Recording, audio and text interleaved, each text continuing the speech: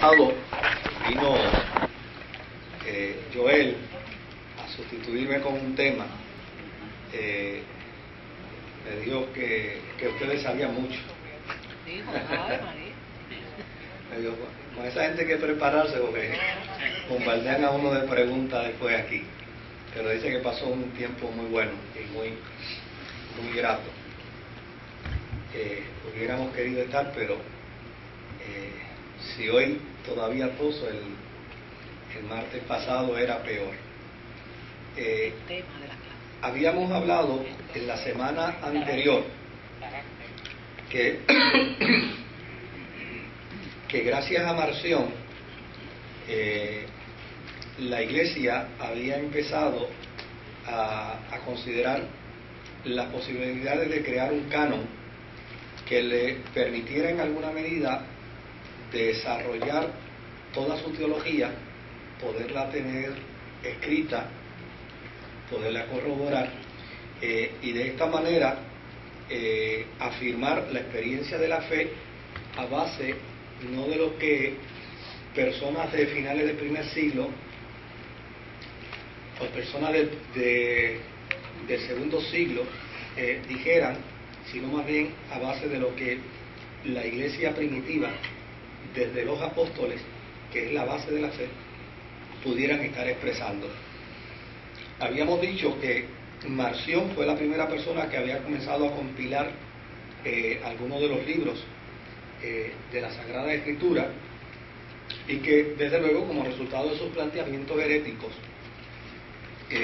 la Iglesia se vio en la necesidad entonces de responderle inclusive a Marción con el mismo estilo de Marción, pero haciendo entonces unas adiciones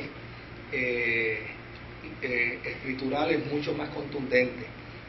Por ejemplo, Marción no aceptaba los evangelios, solamente a Lucas, y la Iglesia primitiva dijo que no, que iba a incluir los 4 evangelios.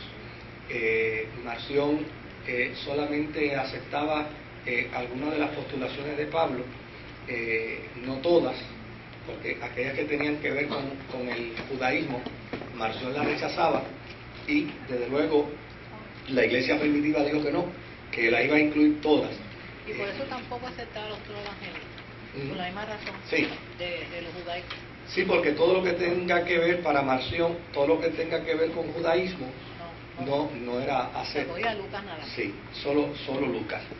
Entonces, desde luego, esto dio paso también para que se creara el credo, el primer credo, que era el credo de los apóstoles, y que como resultado del credo de los apóstoles, entonces, los creyentes fueran conocidos a través de toda el Asia Menor, a través de los territorios del Imperio Romano, fuesen conocidos como cristianos legítimos.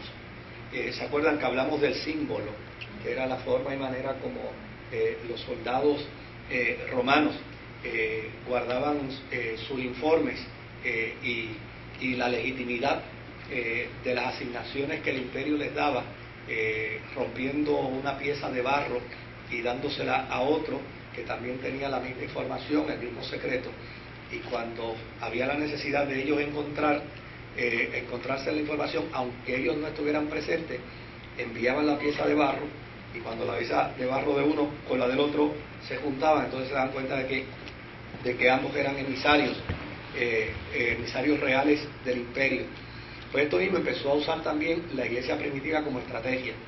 Empezó a entender que lo propio era declarar un credo donde se estipulara quién era Dios y quién era Jesucristo, cuál era la función de Jesucristo y cuál iba a ser la culminación de la Iglesia sobre la faz de la tierra. Ese credo, pues obviamente ellos lo denominaron como el credo apostólico. Se le enseñó a todos los cristianos en todo lugar, y el propósito era cuando un creyente se encontraba con otro, lo que le preguntaba era, dame el símbolo, pues dame el credo. Cuando la persona le decía, mira, yo creo en Jesucristo, que nació del Espíritu Santo, que nació de la Virgen María, que fue crucificado bajo Poncio Pilato, que murió y ascendió al cielo, que se sentó a la diestra del Padre y que vendrá a juzgar a los vivos y a los muertos, eso era suficiente para que entonces el otro creyente dijera: tienes el símbolo, eres parte de la iglesia. De ahí es que se desarrolla el concepto del catolicismo emergente. El concepto del catolicismo emergente no es como se invoca al día de hoy por la Iglesia Católica, donde ellos dicen que ellos son la única santa iglesia católica.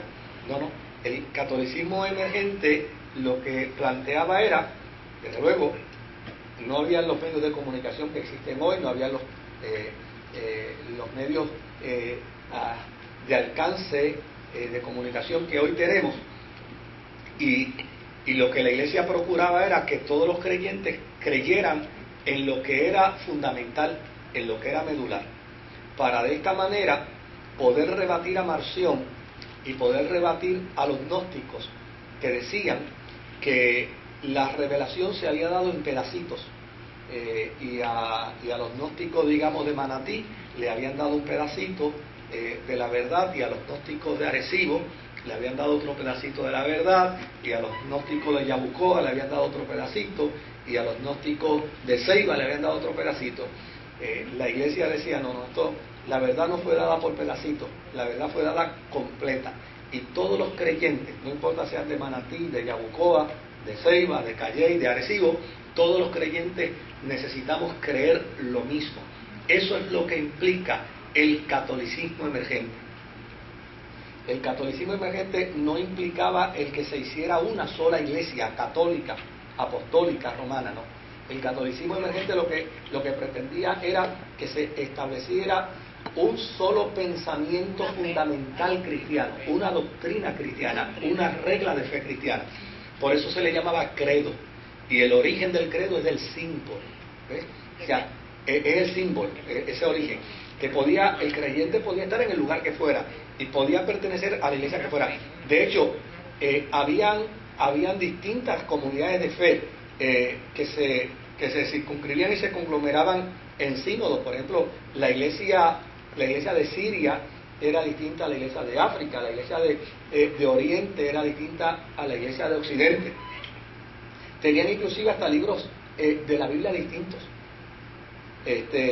y su ortodoxia en muchas cosas era distinta, pero en lo fundamental, el cuadrangular, ahí eso era innegociable en ese momento. Ahora, hablamos también la semana pasada que